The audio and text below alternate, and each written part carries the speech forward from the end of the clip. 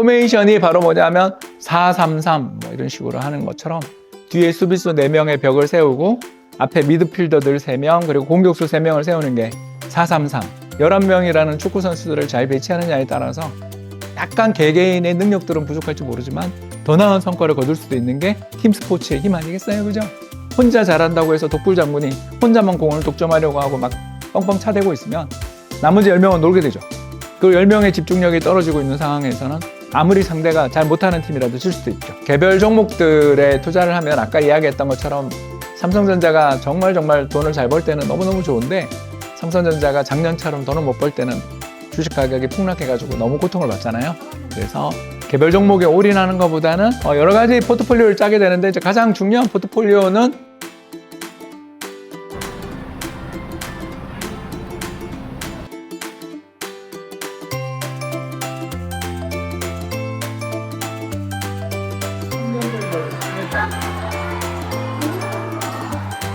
효행초등학교 6학년 8반 학생들 반가워요.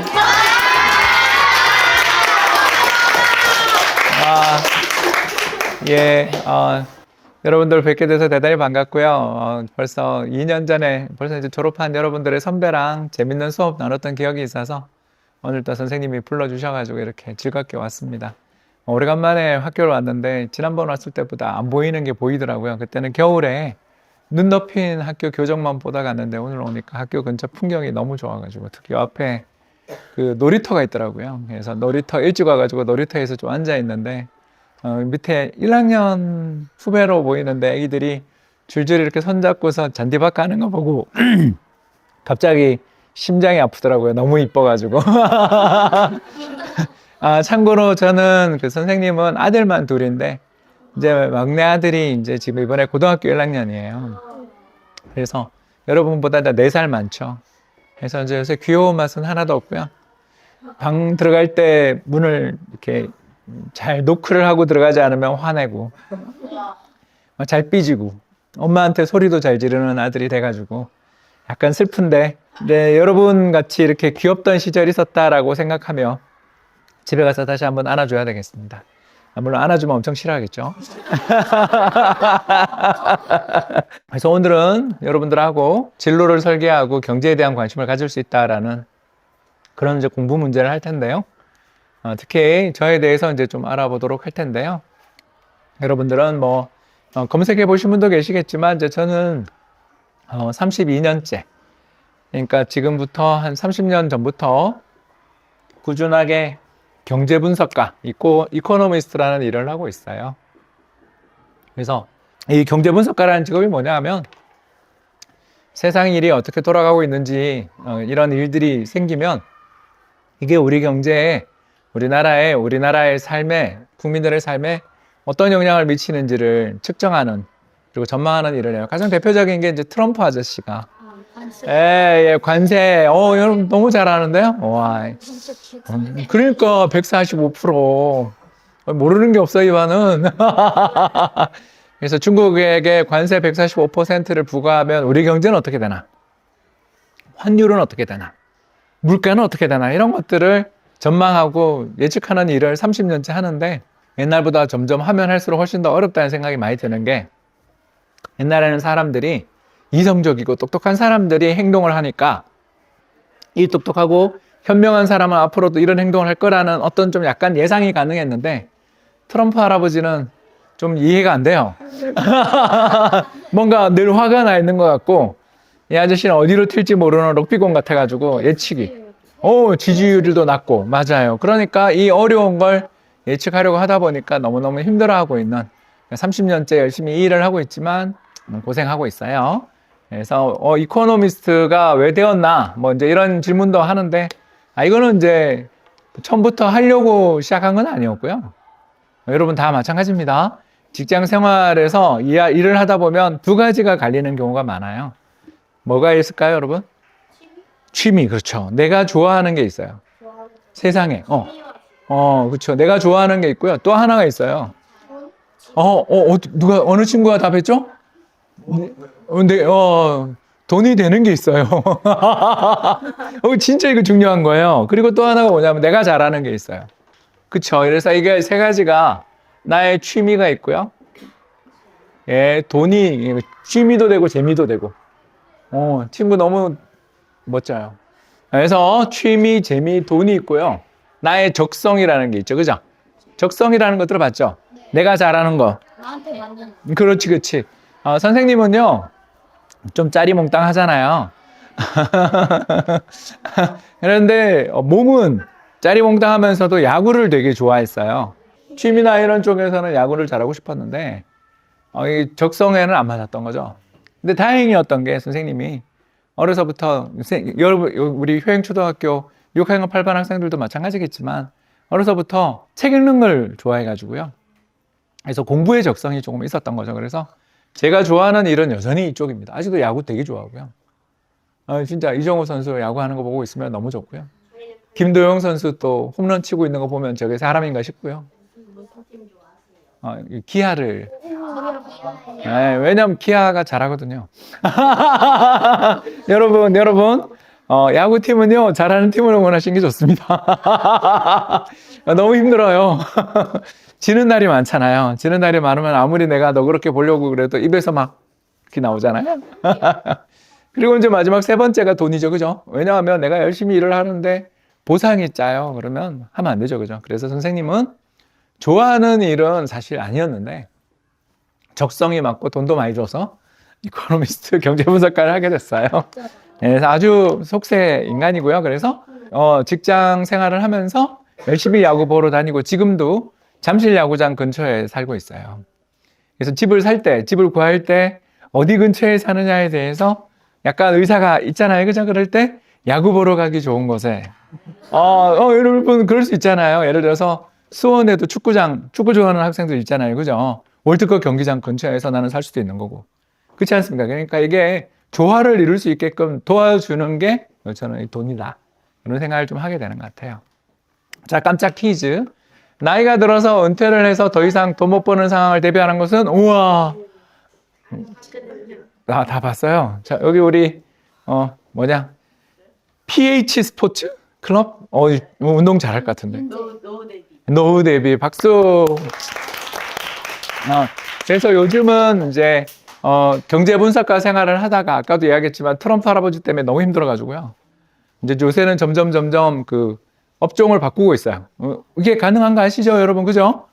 평생을 같은 일만 하시는 분들도 계시지만 선생님처럼 중간중간에 공부도 하고 업종을 바꾸는 사람도 있어요. 그래서 저는 노후 대비 전문가로 살고 있는 중이죠. 그래서 제가 일을 하고 있는 여러 가지 일들이 여러분들의 부모님들한테 어떻게 하면 나이가 들어서 더 건강하고 풍요로운 생활을 즐길 수 있는가, 더 나아가서 여러분들의 학업을 얼마나 도와주고 공부도 도와주고 미래를 갖다가 위해서 도와줄 수 있는가에 대해서 자문, 컨설팅하는 일들을 하고 있다고 볼 수가 있겠어요. 그래서 노후 대비 정답이었고요. 그럼 또 하나 해볼까요? 자, 우리나라 사람들의 노후를 위해서 돈을 안전하게 투자하고 관리해 주는 것은, 우와, 저 뒤에 있는 우와, 박수 한번 쳐주세요. 저기 선생님 입안이 특별한 거죠? 예, 제가 봤을 때 입안이 특별한 것 같습니다. 제가 우리 아들 아까도 이야기했지만 6학년 때 절대 이러지 않았어요. 아들하고 또 열심히 저는 배드민턴 치고 있습니다. 예, 왜냐하면 옛날에 비해 가지고 그죠? 그 배드민턴 칠 수 있는 데가 좀 는 것 같아요. 그래서 바람도 좀 많이 안 불고 실내 체육관들도 생기고 그래서 예전에는 야구를 그렇게 좋아했는데 막둥이는 이제 지금 둘째 아들은 야구를 또 무서워하더라고요. 그래서 그러니까 뭐 공 맞았던 기억이 있나 봐요. 잘 못하는 거죠, 아빠 닮아가지고. 그래서 요즘은 배드민턴 열심히 치는데 아들 녀석하고 이제 쳤던 기억도 나오고. 여기 보시는 것처럼 저는 이제 국민연금이라는 곳이고요. 그래서 저는 선생님은 국민연금이라는 곳에서 일을 하면서 여러분들한테 이제 어떻게 보면 미래를 설계하는 일을 하고 있는 거죠. 그래서 이 국민연금에서 가지고 운용하는 돈이 얼마냐 하면 1200조. 그래서 이게 상상하기 어려운 돈이죠. 우리나라 국민들이 5천만 명이니까 5천만 명당 한 2천만 원 정도 되는 그런 자산들을 굴려주는 2천만 원이면 엄청 큰 돈이죠. 그죠? 그래서 2천만 원 정도에 달하는 큰 돈들을 굴려주고 있는 그런 어마어마한 돈들을 굴려주고 있는 곳이 바로 국민연금이 되겠고요.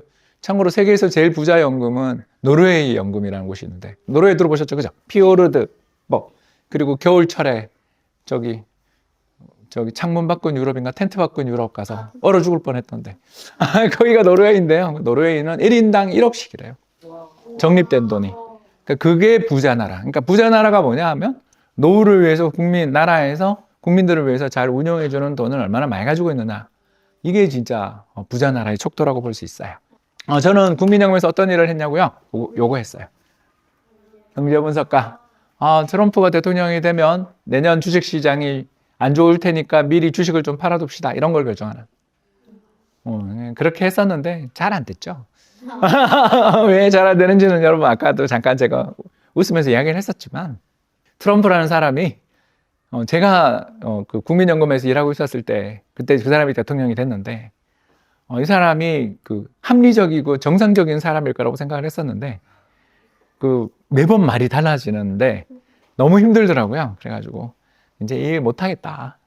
그래서 자산 관리를 해야지 하고서 업종을 바꿨답니다. 얼마나 큰 돈을 관리했나요? 1200조. 그래서 실수하면 큰일 나겠죠.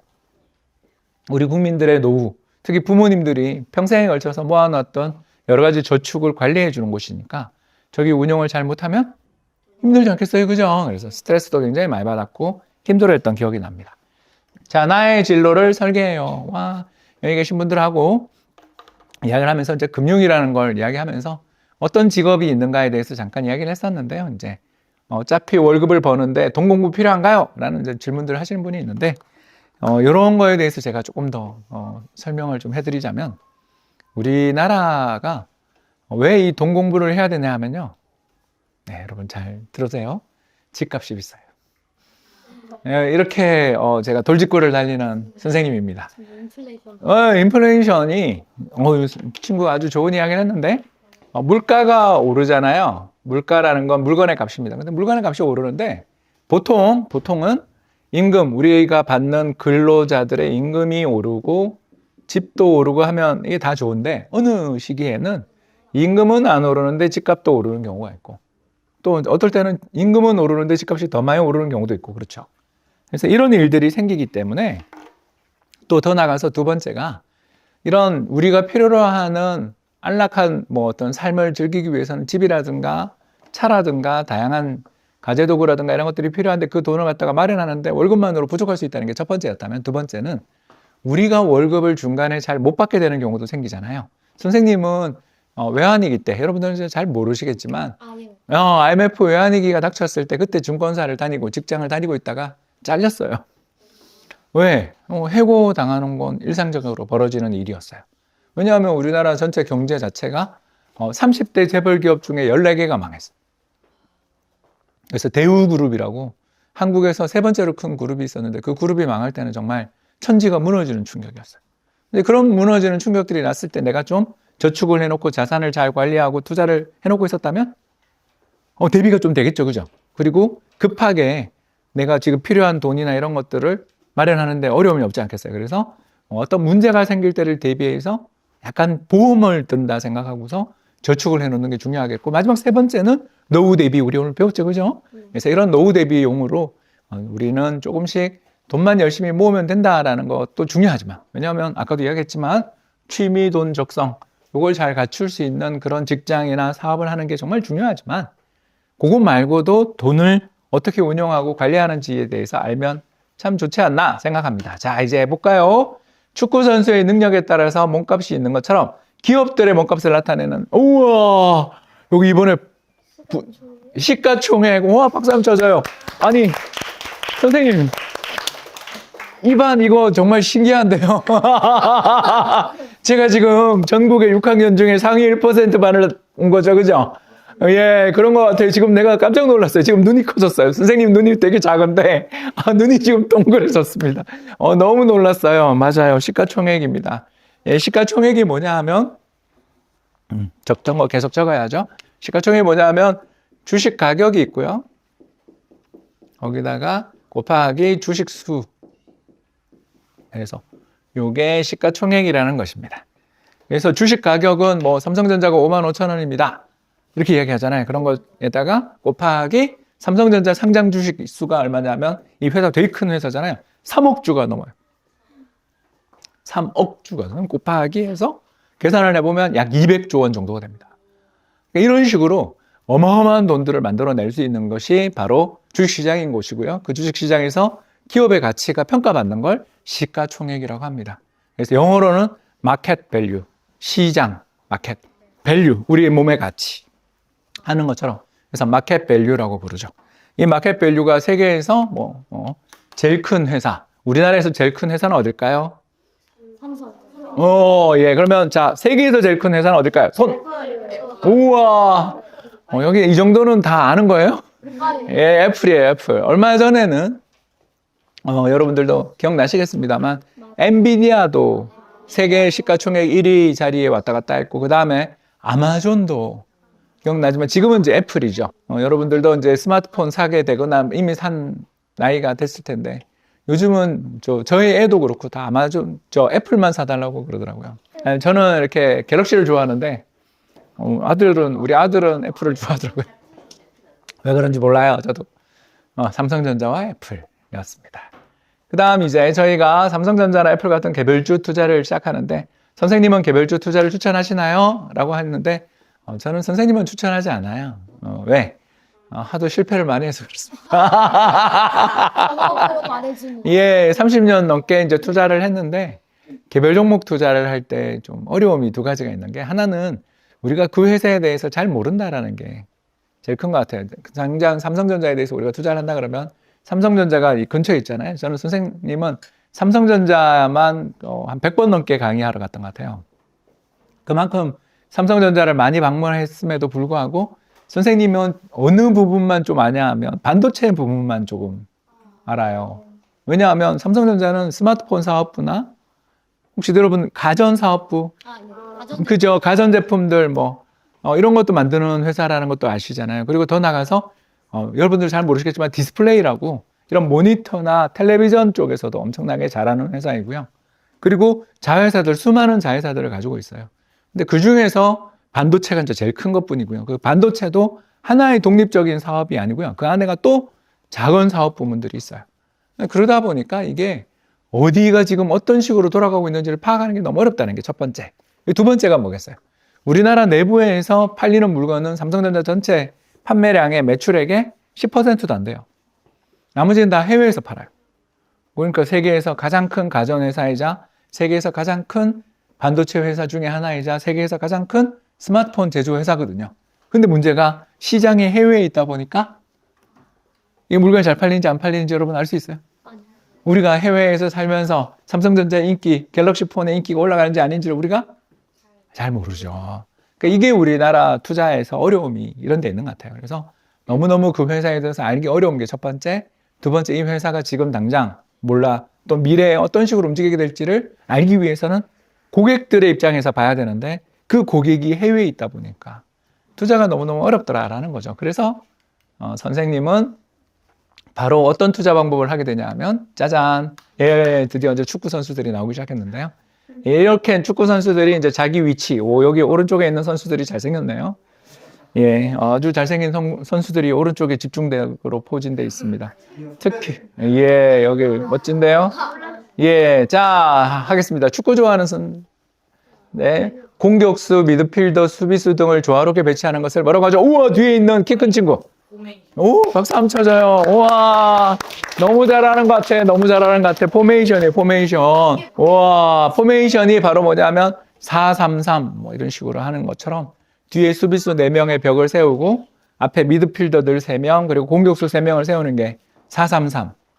이런 식으로 그 포메이션을 짭니다. 왜 그랬냐 하면 그렇게 어떻게 사람들 11명이라는 축구 선수들을 잘 배치하느냐에 따라서 약간 개개인의 능력들은 부족할지 모르지만 더 나은 성과를 거둘 수도 있는 게 팀 스포츠의 힘 아니겠어요? 그죠? 혼자 잘한다고 해서 독불 장군이 혼자만 공을 독점하려고 하고 막 뻥뻥 차대고 있으면 나머지 10명은 놀게 되죠. 그 10명의 집중력이 떨어지고 있는 상황에서는 아무리 상대가 잘 못하는 팀이라도 질 수도 있죠. 이런 것처럼 우리가 축구를 하거나 제가 좋아하는 야구를 하거나 하는 경우에 있어서 팀워크라는 게 굉장히 중요하고 선수들을 얼마나 잘 배치하느냐에 따라서 선수 성적이 달라지는 거죠. 제가 좋아하는 기아의 김도영 선수가 작년 홈런왕 김도영 선수를 갖다가 제일 잘하는 선수는 경기에 제일 자주 나와야 될 거 아니에요. 그러면 어떻게 해야 돼? 1번, 2번, 3번 중에 배치를 해야 되겠죠. 근데 팀에서 제일 잘하는 선수를 9번에 배치를 하면 어떻게 되겠어? 많이 나와봐야 4번 넣을 거네. 이해되시죠? 그죠? 네. 자주 나와야 되는 선수들, 앞번호 선수들이 잘하는 사람들이 나와야 될 거 아니에요.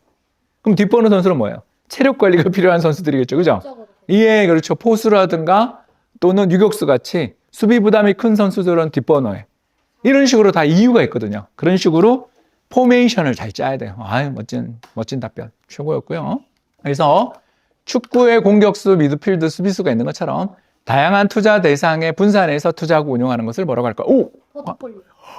우와, 박수 한번 쳐주세요. 아니. 지금 이반은 거의 그 공수주의 완벽체를 보는 팀 같아요. 잘 뛰고 수비도 잘하고 공격도 잘하는 팀을 보는 것 같습니다. 똘똘이들이 이렇게 많아요. 이렇게. 예, 바로 포트폴리오라는 거예요. 그래서 이 포트폴리오가 뭐냐 하면 이제 오늘 잠깐 설명을 하자면